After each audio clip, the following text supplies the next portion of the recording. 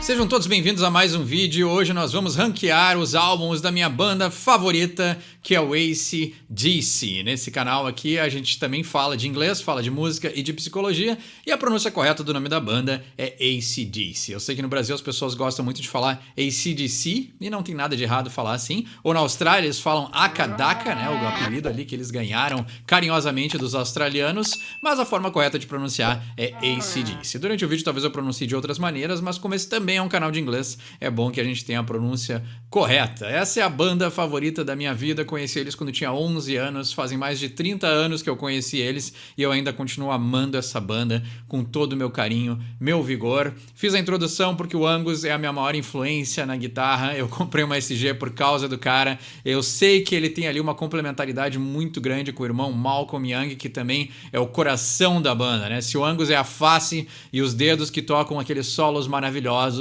o Malcolm Young é o coração que dá a batida e o groove dessa banda excelente. Gone Shooting é uma das minhas músicas favoritas de todos os tempos, tem um embalo, um groove e um jeito de transformar aquele rock and roll dos anos 50, iniciado por Chuck Berry, para uma nova geração de fãs nos anos 70, sem perder a pureza completa do estilo. Então vamos lá para o ranking da minha banda favorita de todos os tempos, AC/DC. Então a gente vai começar esse ranking com um dos meus discos favoritos e que eu sempre recomendo para quem não conhece a banda e quer sair daquelas músicas mais famosas, que eu também gosto muito dos singles e das músicas mais repetidas, mas esse disco aqui é especial e é o Powerade. Aqui é a banda atingindo a maturidade sonora completa antes do sucesso mundial. Então a gente aqui tem músicas fantásticas, eu botei aqui o tracklist do disco, né? Então, Rock and Roll Damnation, fantástica abertura do disco, Down Payment Blues, uma das minhas favoritas, Give Me a Bullet, Riff Raff, Sin City, What's Next to the Moon, eu me apaixonei por essa música desde a primeira vez que eu escutei ela, e aí a gente tem, obviamente, Gone Shooting, Up to My Neck in You e Kick in the Teeth. Então, músicas fantásticas que mostram todo o lado irreverente do AC/DC, aquelas letras sacanas do Bon Scott que refletem sobre a vida roqueira e de aquele cara que passou muito trabalho para chegar onde chegou. E a gente tem esse disco que isso talvez seja uma constante na banda, né? O fã mais ferrenho do AC/DC talvez discorde de mim, mas é uma banda que tem capas muito ruins, né? Isso eu consigo admitir. A capa do Powerade é horrível, mas o conteúdo é fantástico. O que tem aqui dentro é puro ouro, todas essas músicas são ótimas, eu não cortaria nenhuma e eu simplesmente adoro esse disco e recomendo para qualquer um, né? Até a gravação, a qualidade, ela ainda tem aquela coisa meio suja dos anos 70, é extremamente rock and roll esse disco e eu recomendo para qualquer um que queira sair do mais, né, conhecido da banda. E só deixando claro as nossas regras aqui, eu não vou botar nenhum disco ao vivo e nenhuma compilação, então o Who Made Who e o Bonfire não vão ser inclusos nesse ranking porque eles são simplesmente compilações, os dois têm músicas inéditas, né, Who Made Who no caso dele, e no Bonfire tem algumas sobras ali dos anos 70, mas, né, os dois não se caracterizam como discos inteiros da banda, gravado com todos os integrantes de uma forma que a gente conhece, né? Então vai ser só álbuns de estúdio. Nesse ranking, Who Made Who é uma música muito boa e o Bonfire ali, o disco póstumo, né? Foi chamado de Bonfire porque o Bon Scott disse que se um dia ele tivesse um álbum solo, se chamaria A Fogueira, né? E um trocadilho com o nome do cantor. Vamos para um disco recente, então, para dar uma mudada, né? Porque os clássicos dos anos 70 e início dos anos 80 a gente já sabe quais são, mas vamos trazer, então, o Rock or Bust, que eu acho que é um disco injustiçado. Eu gosto muito dele. Vamos achar aqui o tracklist para ver o que tem de música aqui dentro. Então a gente tem aqui no Rock or Bust três músicas que abrem o disco, né? E duas que foram single, que é a Rock or Bust e a Play Ball, que não são as melhores músicas do disco, mas elas abrem ele. E aí a gente tem Rock the Blues Away, que foi aquele meio que resgate deles tentarem reescrever a You Shook Me All Night Long. E eu acho que ela não soa muito bem, mas na época os fãs consideravam isso, né? E a mesma coisa aconteceu com o Black Ice, né? Porque tinha Black no nome, as pessoas remetiam ao Back in Black, o que eu acho que foi um crime com o disco, né? Porque a gente botou uma expectativa muito grande nos fãs para um disco que talvez não esteja à altura do Back in Black, apesar de eu gostar, e a gente já vai falar sobre ele. Mas eu acho que assim, o Rock or Bust, de novo, né? Tem uma capa muito básica, né? Feita ali com um 3D meio estranho, né? Então eu prefiro muito mais a estátua do Steve Upper Lip do que esse 3D, né? Que aí eu falo, né? A banda meio que parou de se importar com Com essas coisas mais básicas, assim, de um apreço mais fino sobre como criar e mostrar a sua música para os fãs, né? Não que o conteúdo seja ruim, AC/DC sempre, né? É como aquelas clássicas bandas que já existem, né? Uma banda como AC/DC e outras bandas clássicas, o padrão deles é muito alto. Então até algo que eles lançam que não é tão bom quanto os seus clássicos ainda é muito bom. E para mim o Rock or Bust é um disco, né? Categoria A. Ele é muito bom porque a partir da quarta música ele fica um disco muito bom. Misadventure é uma baita música, Dogs of War é muito boa, Rock and Roll Thunder eu gosto demais, Hard Times é legal, Baptism by Fire é muito bom, Rock the House, Sweet Candy, Emission Control é mais ou menos, mas eu vejo que ele é um disco que ele melhora a partir da terceira música. Então, mais do mesmo nunca foi um problema para fãs de AC/DC, e para mim também não é. Mas eu acho que ele é um disco que ele amadurece e começa a ficar bom a partir da quarta música. E isso é ruim para quem tá recém chegando na banda e querendo apreciar. Mas, no geral, é um disco que eu gosto muito. Vamos para um clássico? Razor's Edge. Esse aqui... Esse aqui é demais, né? Razor's Edge é um clássico da banda, foi aí responsável pela volta deles, né? Eles estavam ali saindo dos anos 80 meio em baixa, e aí eles entram nos anos 90 absolutamente destruindo com Razor's Edge, né? Se eu não me engano, o produtor foi o Bruce Fairbairn, já falecido, e ele foi um cara que trabalhou muito bem com AC/DC e soube trazer ali, né? Ele deu um polimento muito diferenciado do Mutt Lange, né? Assim que se pronuncia o nome desse produtor clássico da banda, que a gente já vai falar muito sobre ele, mas o Bruce Fairbairn, ele soube, né, extrair da banda um jeito mais polido, um jeito mais comercial, entre aspas, né? Trazendo ali as qualidades da banda, adaptando ela para os anos 90, mas sem perder a essência, mas ao mesmo tempo de uma maneira diferenciada do Mutt Lange. E isso é muito bom, né? A característica própria do produtor. E isso me faz refletir como um produtor do calibre do Martin Birch poderia acrescentar ao AC/DC, né? Imagina se, ao invés dos anos 70, ele tivesse trabalhado com Rainbow ou com Deep Purple, ele tivesse pego o AC/DC para trabalhar. Eu acho que sairia coisas muito boas dessa combinação, né? Porque até a combinação do Mutt Lange, que é um cara muito mais pop, ele acabou trazendo para o AC/DC um polimento que eu acho que marcou a carreira da banda de uma forma muito positiva, né? Não deixou a banda totalmente comercial, mas ele poliu um pouco daquela coisa meio adolescente que o AC/DC tinha ali nos anos 70, né? Os videoclipes nos anos 70 eram muito baseados em piada, né? Aquela coisa de ser irreverente, ser descontraído, e acho que o Mutt Lange ajudou a trazer uma maturidade, né? O AC/DC já estava numa maturidade sonora, mas o Mutt Lange elevou eles a um nível superior, mas a gente vai falar sobre isso. Tu vai em qualquer estádio hoje em dia, ainda toca Thunderstruck, é uma música que faz pulsar o coração. Fire Guns é demais, Money Talks, né? Money Talks é aquela música, né? Já traz uma felicidade pra banda, mas é muito boa. Razor's Edge, talvez a música mais diferente que eles gravaram na carreira inteira. Mistress for Christmas. Hoje em dia eles seriam cancelados, mas, né?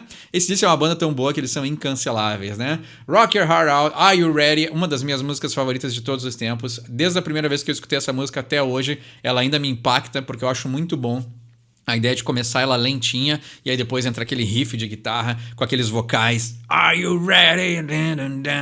É demais, impressionante. Got You by the Balls, Shot of Love, Let's Make It, Goodbye and Good Riddance to Bad Luck and If You Dare. Então, absolutamente adoro todas as músicas desse disco. É uma... né? É só dar play. É só dar play e curtir, porque tem coisas muito boas aqui dentro. Vamos para um disco inusitado que eu sei que a maioria dos fãs do AC/DC não gosta, mas eu gosto demais desse disco. E ele geralmente não tá no top das listas. Alguns citam até de ser um ponto baixo da carreira da banda, mas para mim eu gosto muito desse disco e é o Blow Up Your Video. Ele não se equipara com... e por sinal, né? 1988 foi o que antecedeu o Razor's Edge, né? Ele não se equipara e não é equivalente aos clássicos da banda, não. Mas tem músicas muito boas e eu absolutamente amo esse disco, né? Heat Seeker, That's the Way I Wanna Rock and Roll, Mean Streak, Goes On, Kissing Dynamite, Nick of Time, Something for Nothing, Rough Stuff. Rough Stuff é uma das minhas músicas favoritas da carreira da banda e de todos os tempos, assim. Ela também tem essa coisa, ela começa numa melancolia, é a mesma fórmula do Are You Ready? Ela começa numa melancolia, ela vai crescendo e ele diz Give me that rough stuff. Eu acho que assim, quem não deu atenção devida pra esse disco tá perdendo um AC/DC fantástico. É ele que vai te converter pra um fã da banda? Não, mas tu tá aqui até agora porque tu já sabe tudo que eu vou falar e gosta já da banda e não precisa que eu te convença. Mas pra mim, Blow Up Your Video é um clássico som, é um clássico disco. E as músicas aqui eu gosto demais. Eu lembro que no colégio, uma vez, um colega meu falou assim: o Blooper Video é um disco todo escrito em escala menor, como se isso fosse desqualificar o disco. E eu disse: grande porcaria, é um excelente disco. Não me interessa como ele foi escrito. Se ele fosse escrito só com uma nota, para mim, ainda seria um disco excelente. Então essa ideia que as pessoas têm de desqualificar o AC/DC só porque eles usam a pentatônica, ou a diatônica, ou sei lá o que eles usam, para mim sempre foi ridículo, né? A ideia de que as músicas não mudam. Graças a Deus que as músicas não mudam. Graças a Deus que a gente tem o bom e velho AC/DC. Graças a Deus que não tem violino ou teclados na minha banda favorita. E tem muitas outras bandas, né? Que aqui na minha parede tem outras bandas que eu amo e que adicionam outros elementos, mas quando a gente fala de AC/DC, a gente está falando da maior pureza, né? O destilamento completo do melhor suco do rock and roll é o AC/DC, disparado, e ninguém chega nem perto dessa banda. Vamos para um disco moderno. Eu acho que o último lançamento da banda, ele é muito bom, cara. E para mim, assim, olha, eu fiquei surpreendido quando lançaram o Power Up, porque eu não esperava muito da banda, né? Morte do Malcolm, a banda já não é mais a mesma, né? O Brian teve seus problemas de audição, mas eu acho o Power Up um excelente disco. E a gente tem aqui Realize, Rejection, Shot in the Dark é uma música muito boa, Through the Mists of Time. Pra mim aqui, agora talvez eu vá ser polêmico, né? Porque eu sei que hoje em dia a gente tem uma vertente de fãs que não querem que as bandas acabem. Mas pra mim, o clipe de Through the Mists of Time é excelente. Aquela ideia de que a gente tá indo por um museu da banda, a gente tá vendo as fotos lá dos anos 70, 80, a evolução da carreira da banda, e no final do clipe aparece eles na capela Sistina pintados, todos os integrantes, né, vivos e já falecidos. E ali pra mim seria o encerramento perfeito da carreira da banda. Eu, como fã, eu não preciso de mais um disco. Pra mim esse disco tá fantástico. Eles deram tudo que eles tinham pra dar. Eles conseguiram ali, documentadamente, eles usaram ali algumas gravações antigas e refizeram algumas músicas baseado em riffs do Malcolm que tinham guardado. Mas pra mim, Demon Fire, tô lendo aqui, Witch Spell é fantástica. Então eu acho que assim, né, Money Shot Money Shot é uma perversão do rock and roll, é um trocadilho infame que só uma boa banda de rock and roll sabe fazer, e o AC/DC faz demais. Mas eu acho que assim, como fã da banda, pra mim, ter lançado o clipe de Mists of Time e dizer assim, obrigado, encerramos por aqui, pra mim ia ser o desfecho perfeito da banda. Já vi eles ao vivo algumas vezes, né? Tenho a guitarra, tenho tudo que tu possa imaginar da banda, tem os bonequinhos, revistas. É uma banda que eu amo demais, mas tudo tem um fim. E esse disco, Power Up, é um disco excelente pra gente encerrar. A gente não precisa prolongar. Foram 50 anos de muito rock and roll, muito bom, e pra mim tá excelente. A memória, tudo que essa banda me deu, eu nunca vou conseguir repagar eles por tudo que eles me deram durante a minha vida. É uma banda que eu amo. E eu acho que pra mim seria o encerramento perfeito da gente ter terminado a carreira da banda no Power Up, né? Então agora eles estão em turnê, né? No momento da gravação desse vídeo eles ainda estão em turnê. Apenas o Brian e o Angus. Então pra mim, como fã raiz que ama a banda, né? Eu não quero ver só duas pessoas no palco, eu quero ver todos eles. Eu quero ver todos eles saudáveis, felizes, com saúde, né? Tem pessoas que querem ir no show e querem ver a banda. Beleza, pode ir. Mas pra mim poderia ter encerrado com o clipe de Mists of Time. No fim das contas, esse é um vídeo de ranking, então vamos ranquear alguma coisa no B, né? Porque senão vai ficar tudo no A e no S, né? Como foi, eu gosto de tudo que a banda fez, algumas coisas mais, algumas coisas menos, mas é uma banda que sempre entrega aquilo que os fãs querem e eu não tenho nenhum problema com isso.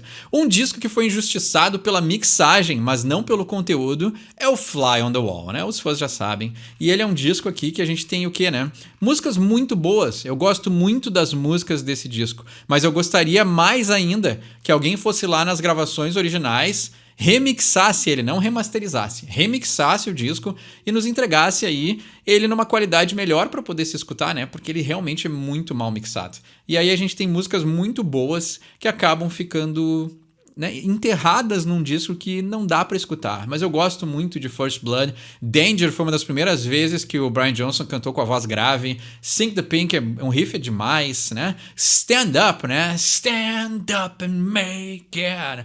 Hell or High Water. Back in Business Again, né? Send for the Man.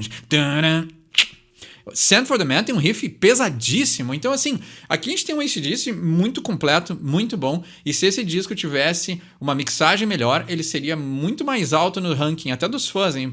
E o próprio AC/DC, não, parece que ele não lembra que esse disco existe. Eu não sei o que aconteceu nessa época, se foi uma época traumática pra eles, né? 85 aí também, né? Os anos 80 estavam batendo na porta, né? Já tava mudando muito o gosto das pessoas. Mas tem músicas muito boas aqui dentro que a banda não quer revisitar. Mas o Fly on the Wall, Bzão, né? Passou por média. B aqui pra gente passa por média, porque, ó, muito bom esse disco. A gente falou dos anos 80, então vamos para um disco mais moderno. Vamos falar do Black Eyes. Eu acho que esse disco, assim, ele foi injustiçado pelos próprios fãs. Eu acho que as pessoas botaram um peso nesse disco que ele não merecia ter, né? Primeiro que fazia muito tempo que eles não lançavam alguma coisa, né? O Black Eyes foi lançado 8 anos depois do Stiff Upper Lip. Então a gente tem aqui um disco que, né, tinha uma expectativa muito grande pela volta da banda.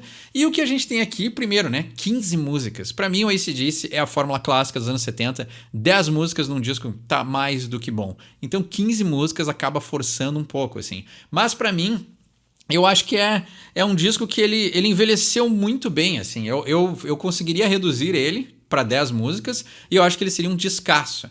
Mas na época ele me desapontou, primeiro, né? Porque a gente tem essa arte gráfica bem moderninha, assim, né? Bem ali, metade dos anos 2000, 2010, né? Então, pra mim não combina com AC/DC, né? AC/DC é uma banda clássica dos anos 70, né? Se revigorou ali com o Brian Johnson, mas a raiz dele, a essência deles sempre foi o passado. Então essa arte gráfica, né? Eu achei bem, né? E eu trabalhei com design durante muitos anos. Então, quando eu falo dessa arte gráfica, é bem o que estava acontecendo nessa época aqui, né? 2007, 2008. E isso acaba datando o disco naquela época, né? Graças a Deus o conteúdo sonoro envelheceu muito melhor. Mas a gente tem, né? Rock'n'Roll Train nunca foi o meu single favorito. Então, como eu falei, né? A partir do Stiff Upper Lip, eu acho que as escolhas de singles não foram muito boas. Se bem que o Power Up tem singles muito bons. Mas pra mim aqui, Skies on Fire é uma música demais. Pra mim aqui é onde realmente começa o disco.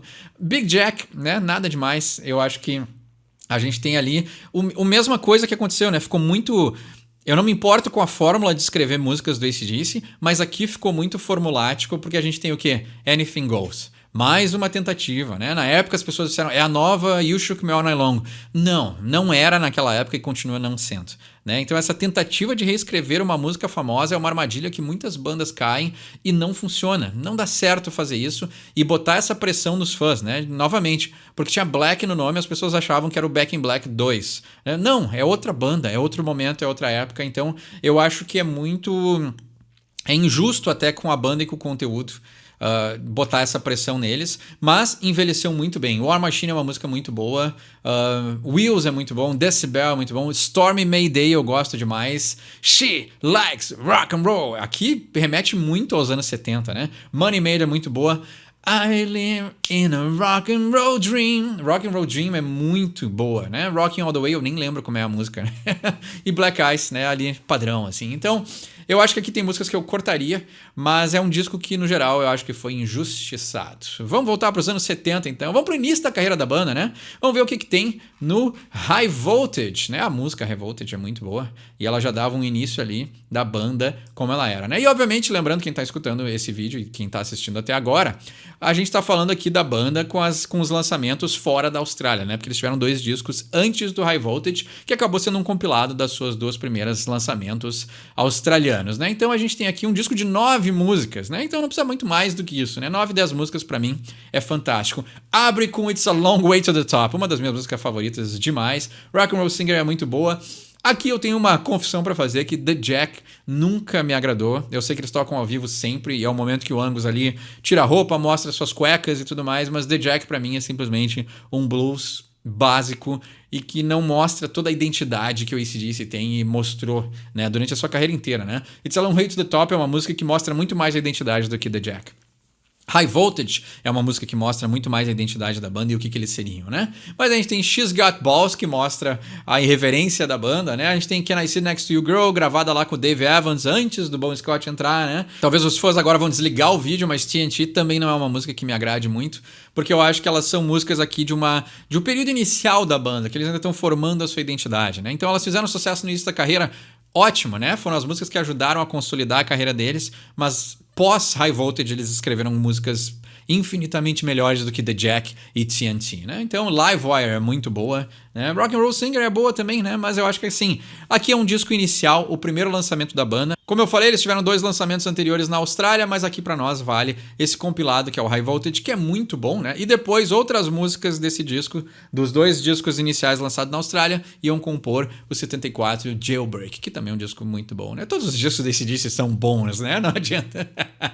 Vou perguntar pra um fã da banda o que ele acha, todos são bons, né? Mas o que eu acho aqui, ó, High Voltage, como lançamento, como compilado do que a banda tinha pra oferecer, eu vou dar-lhe um B. Passa por média.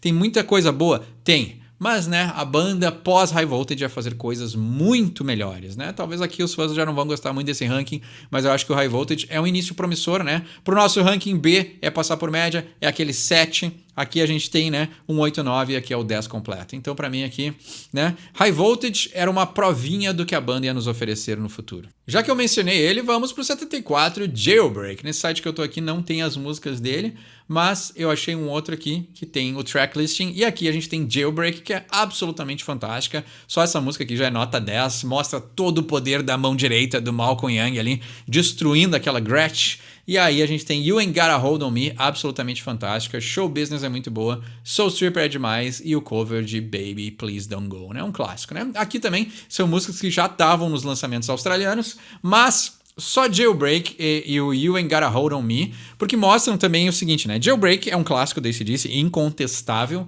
mas You Ain't Got a Hold on Me, Show Business e Soul Stripper mostram um lado muito mais setentista do AC/DC, com algumas influências que não são normalmente de onde eles bebem, né? Eles têm aqui uma fonte que não é geralmente de onde eles tiram as suas ideias, assim. Então, só por isso, pra mim, é um A. Eu acho que Jailbreak é um dos melhores sons já escritos na história da humanidade. Ele tem um peso, uma intensidade que é absolutamente fantástico. Mas a gente tem aqui um outro lado do AC/DC que se perdeu, né? Pós-Power Age, a gente nunca mais teve músicas como You Ain't Got a Hold on Me, Show Business e Soul Stripper. E elas são absolutamente fantásticas. No final eu esqueci de categorizar o Black Ice, mas ele também vai junto com o Rock or Bust e é um A. Eu acho um disco muito bom. E eu considero ele um disco injustiçado, assim, né? Porque tem músicas muito boas. É uma banda ali em 2008 que já tinha uma estrada, né? Muitos anos de estrada, muito tempo escrevendo músicas e o conteúdo ainda é muito bom. Então, mais do que passa por média, assim, né? Porque quanto mais uma banda vai se desenvolvendo,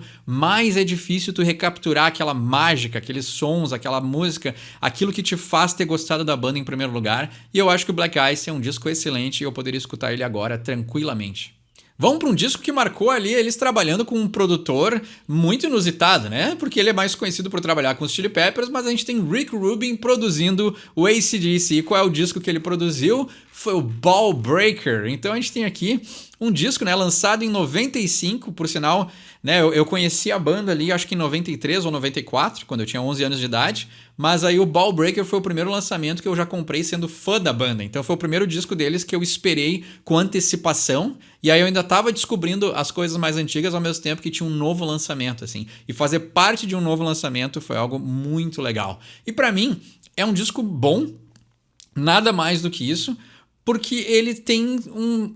Eu não sei o que dizer assim, mas esse disco, pra mim, ele recebe a crítica que eu acho que as pessoas davam pro Blow Up Your Video, assim. Ele é um disco que tem muito mais do mesmo do que os outros. Apesar de eu gostar muito desse disco, parece que ele, a sonoridade dele mantém ele meio numa homeostase, assim. Ele é um disco que não tem altos e baixos, ele é um disco reto. O curioso do Ball Breaker é que pra mim ele é o disco que receberia as críticas do Blow Up Your Video. Pra mim ele é um disco mediano. Não tem nada aqui que seja ruim, pelo contrário, tem músicas que eu gosto demais nesse disco. Mas esse sim é um disco que quando eu escuto, ele me soa muito parecido. Ele parece que não tem altos e baixos, assim. E a grande maestria do AC/DC é escrever músicas muito parecidas ao mesmo tempo que elas têm diferenças entre si, sem perder a raiz e o estilo da banda. Esse transitar por esse limite que eles criaram para eles mesmos é a genialidade do AC/DC. Fazer músicas muito parecidas que ao mesmo tempo não são muito parecidas, né? Essa crítica para mim sempre foi infundada. Tu vai escutar o High Voltage, tu vai escutar o Razor's Edge, o Power Age, e aí tu vai escutar o Power Up, e tu vai dizer que as músicas nesses discos são iguais, que eles regravaram o mesmo disco várias vezes. Isso é um absurdo. Só ouvidos que não têm uma percepção mais aguçada acham que a carreira da banda é toda igual. Mas o Ball Breaker, pra mim, ele é um disco que, geralmente, quando eu tento escutar ele inteiro, eu acabo cansado. e eu não sei se é a produção, eu não sei se é a ordem das músicas, mas lendo aqui o nome das músicas, são músicas que eu gosto demais e elas têm muita diferença, porque a gente tem Hard as a Rock e Cover in Oil, são 2 singles fantásticos, adoro essas músicas. The Führer, uma música muito diferenciada, né? O The Führer é a Razor's Edge do Razor's Edge, assim, é uma música que é completamente diferente de tudo, assim, e ela mantém a identidade da banda, mas ela é muito diferenciada, assim, e é muito legal, né? Boogeyman, aquele bluesinho que retoma as origens da banda, né? E na época até disseram que o Ball Breaker ia ser um disco de retomar as origens, e a gente vê que isso é uma coisa que permeou muito o AC/DC, né? Pós ali, anos 80, né? Final dos anos 90, isso permeou muito a carreira da banda, essa ideia de tentar retomar as origens, mas eles não precisavam retomar as origens, né? Tu não tem que buscar algo que tu nunca perdeu. Essa banda sempre teve essência, né? Mas a gente tem Honey Row, né? Burning Alive eu acho muito legal. Hail Caesar tinha um clipe muito interessante. Eu gosto muito de Love Bomb, é uma música muito boa, né? Whiskey on the Rocks é demais, né? E Ball Breaker termina o disco na pancadaria, assim. Então é um disco muito bom, muito competente, mas falta alguma coisa, assim. Então pra mim, talvez ele, né? Será que ele passa por média? Será que tem músicas muito boas, assim, vamos dar um B pra ele, assim. Mas ele é entre um C e um B, assim. Sabe aquela prova que o professor, tu tá com 6 e 8 e tu precisa de 2 décimos pra passar? É o Ball Breaker. Vamos para um disco que divide fãs, porque eu sei que tem muita gente que gosta desse disco e tem muita gente que odeia esse disco. Flick of the Switch. A gente tem aqui a banda querendo se produzir, né? Então isso aí geralmente não dá muito certo, né? Quando uma banda quer se produzir, o que acaba acontecendo é o Flick of the Switch, né? Então eles ali cansados de trabalhar com o Mutt Lange, eles acabam, né? fazendo um disco que, né? Se a gente tem uma coisa que todas as pessoas concordam, é que ele não é muito bem gravado, né? Eles tentaram voltar pro som cru da banda. E ser mal gravado é uma linha que às vezes os artistas acabam transitando e errando, né? A gente tem músicas aqui que pra mim é um AC/DC não muito inspirado, né? Houses on Fire, Rising Power, né? Nervous Shakedown, Landslide. A música que eu mais gosto nesse disco é Guns for Hire. Então aqui pra mim é a banda com ainda um pouco de energia, mas no geral é um disco que pra mim ele é meio cansado e a capa é muito ruim, né? Eu acho que assim, Deep Purple tem uma capa Rainbow, né? Rainbow tem uma capa desenhada. Era muito comum nos anos 70 a gente ter capas desenhadas, né? Long Live Rock and Roll do Rainbow, né? O disco do Aerosmith. Tem muitas bandas que escolheram e optaram por ter capas com desenho, mas o Flick of the Switch, até mesmo a capa desenhada, não funciona. Então ele é um C pra mim, assim. Então eu já posso aqui adiantar que pra mim não existe disco D do AC/DC. Eles não têm nenhum disco que seja ruim, seja horrível, que não dê pra escutar. Então, pra mim, eu nunca vou botar nenhum disco deles na categoria D. Mas o Flick of the Switch é aquele que é uma fase não muito inspirada da banda, né? E como eu falei em voltar às origens, vamos para um disco, né, de volta da banda, talvez o maior hiato da banda entre um lançamento e outro. Não, foi do Stiff Upper Lip pro Black Eyes, que foram 8 anos. Mas do Ball Breaker pro Stiff Upper Lip foram 5 anos, né? Então foi de 95 a 2000. O que a gente tem no Stiff Upper Lip é uma capa muito boa, o que é admirável, assim, a ideia do Angus ser uma estátua, ser um símbolo da banda, ser o rock and roll, ser algo que merece ser venerado e eternizado. Eu concordo totalmente, mas é mais um disco em que a banda tenta voltar às origens. E eu acho que isso não funciona muito bem, assim. A música Stiff Upper Lip é ok, né? A gente tem Safe in New York City, é o que eu falei ali, eles começam lá com umas escolhas de singles que não são muito bons, assim, né? O AC/DC é uma banda que sempre trabalhou muito bem com clichês, né? Nunca se levaram a sério, isso sempre foi muito legal, mas a gente entrar ali nos caras num Hummer em Nova York, eu acho que não faz nem um pouco de sentido com a identidade da banda, assim. Então, né, tem músicas muito boas? Tem. Can't Stop Rock and Roll, eu acho demais. Hold Me Back é um bluesinho fantástico. Satellite Blues eu gosto muito. Come and Get It. Pra mim, essas últimas duas são as que salvam o disco, que é All Screwed Up and Give It Up, né? Então, pra mim, ainda tem alma esse disco, ele ainda é muito bom, mas ele também entra no C. Eu acho que o Stiff Upper Lip, assim, foi um pouco decepcionante, assim, eles entraram nos anos 2000 com um disco que é um pouco fraco, assim. Esse é um disco que tem 12 músicas, então também cortaria uma ou duas, cortaria até mais, poderia ser um disco de 9 músicas e a gente teria um álbum mais compacto e com mais força, né? Então eu acho que o Steel Upper Lip é um disco que geralmente é o que eu não revisito quando eu vou escutar alguma coisa da banda. Vamos para um clássico fantástico, absolutamente incrível, que ainda tem todo o poder da banda e é o antecedente do Powerade, que é o Let There Be Rock, né? Tanto Let There Be Rock como Let There Be Rock The Movie, a gente tem aqui um disco de 8 músicas, mas que tem coisas muito boas, absolutamente excelente. Esse é um dos clássicos da banda dos anos 70. A ideia do Angus ser iluminado pelos raios de Deus é fantástico, né? Então é uma banda que abre os céus com o poder do seu rock and roll, né? Então, Let There Be Rock é um clássico da banda. Bad Boy Boogie, o riff de Problem Child é demais, Overdose é fantástica, Hell in a Bad Place, opa, o inglês aqui falhou, né? Hell in a Bad Place to Be é uma das minhas músicas favoritas da banda, né? Doggy Dog é fantástica, quando o baterista usa os tons ali, Doggy Dog, tum, tum, tum, tum. Então, fantástico. Whole Lotta Rosie, um clássico da banda. Então aqui é basicamente a banda fazendo um show ao vivo em um álbum de estúdio, assim. Então, simplesmente um clássico da banda, mas pra mim, e talvez aqui eu seja polêmico, ele ainda não atinge o top do top da banda, mas é um A, né? É aquele A que poderia ser... Se eu falei que o Ball Breaker é um 6,8 para ganhar 7, aqui é um 9,8 para ganhar 10, né? Então ele quase chega lá no top da banda, mas eu acho que o Let There Be Rock tá quase lá. É muito bom, é um disco fantástico, mas senão eu vou botar tudo no S, né? E aí não fica um ranking tão fantástico assim, né? Vamos para um disco que eu talvez não goste tanto, que é o Dirty Deeds Done Dirt Cheap, né? Aqui a gente tem uma banda bem mais setentista, né? E de novo, né? Pra mim é estranho, assim, porque é uma banda que eu amo, mas eu tenho muito mais dificuldade de gostar dos sons considerados clássicos dos anos 70 do que os clássicos pós-Bon Scott, assim. Eu acho que as músicas de meio de disco do Bon Scott são absolutamente fantásticas. E aquelas que ficaram mais famosas nem sempre são as melhores. Ain't No Fun Waiting Around to Be a Millionaire, eu acho absolutamente fantástica. Aqui a gente tem a repetição, né, de Problem Child, né? A gente tem Love at First Feel, eu acho demais. It's Gonna Be Some Rockin' é muito boa, né? Ride On, né? Então, a única balada que o AC/DC escreveu na vida. Squealer é muito mais Kiss do que AC/DC, né? Então ela tem uma pegada também setentista, assim, né? Uma coisa quase disco, né? Então tem uma batida, um embalo, assim, que funciona muito bem, assim. É uma banda que consegue...